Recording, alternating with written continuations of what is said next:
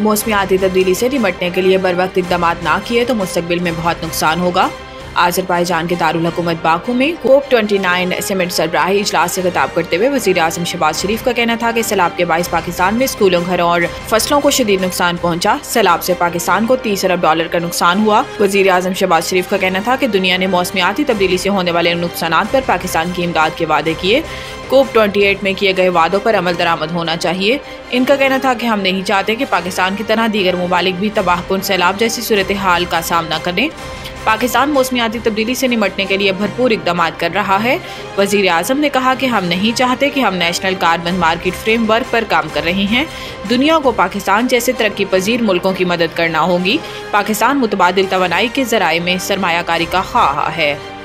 IMF हुक्काम का Benazir income support programme की कारकर्दगी पर इत्मीनान का इजहार। IMF वफ्द हुकूमती इदारों से मुज़ाकरात के लिए इस्लामाबाद में मौजूद है, जहां आज वफ्द को बेनज़ीर इनकम सपोर्ट प्रोग्राम के हवाले से ब्रीफिंग दी गई। ज़राए का बताना है कि बेनज़ीर इनकम सपोर्ट प्रोग्राम हुक्काम ने IMF वफ्द को रवां माली साल के पहले 4 माह में BISP की कारकर्दगी के बारे में आगाह किया। ज़राए के मुताबिक वफ्द को मुस्तहकीन को पहले 4 माह में इमदाद की फराहमी और माली मुश्किलात के बारे में बताया गया, जिस पर IMF हुक्काम ने BISP की कारकर्दगी पर इत्मीनान का इजहार किया। इमरान मारो या मर जाओ एहतजाज के ख्वाह हैं। सीनियर पार्टी रहनुमाओं का मुनासिब इंतजामात के बगैर नुकसान का इंतबाह। पार्टी के बेशतर सीनियर रहनुमा जो अरकान पार्लियामेंट हैं या फिर KP हुकूमत का हिस्सा हैं, भरपूर एहतजाज के हामी नहीं। हत्ता के शोला ब्याह रहनुमाओं को भी डर है कि भरपूर एहतजाज कारगर साबित नहीं होगा, जिससे पार्टी और इसके मकसद को नुकसान होगा।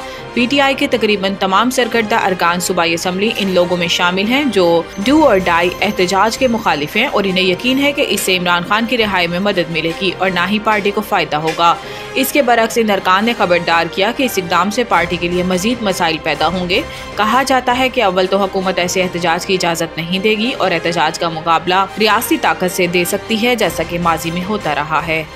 हुसैन नवाज ने पानामा JIT केस में खामोशी तोड़ दी। टेलीफोनिक इंटरव्यू में हुसैन नवाज ने जस्टिस एजाज अफजल खान के पानामा फैसले से मुतल्लिक दावों के बारे में सवालात का जवाब दिया। पिछले हफ्ते जस्टिस एजाज अफजल ने इस नुमाइंदे के साथ बात की, जिसमें इन्होंने अपने फैसले की तफसीलात पहली बार रिटायरमेंट के बाद बयान की। इन्होंने केस के पस मंजर JIT के अरकान की तश्कील और इंतखाबात के बारे में बात की और केस के फ़वाइद और नुकसानात पर रोशनी डाली। हुसैन ने रिटायर्ड जज एजाज अफजल खान की इस एतराफ़ को जानिबदारी और कानून के बुनियादी असूलों का मज़ाक करार दिया, जिसमें इन्होंने JIT के मुंतखब करदा अफसरान को व्हाट्सएप कॉल्स के जरिए शामिल किया।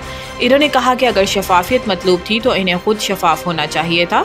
JIT की तश्कील में धांधली और खुफिया व्हाट्सएप कॉल्स के जरिए क्या वजह थी? अगर इन्हें JIT में ईमानदार और शफाफ अफराद चाहिए थे तो वो खुली अदालत में कह सकते थे और कोई इनको रोक नहीं सकता था। इसकी बजाय इन्होंने पसे पर्दा जाकर अपने मुंतखब करदा अफराद को शामिल कराया और इसे सरकारी रिकॉर्ड का हिस्सा नहीं बनाया।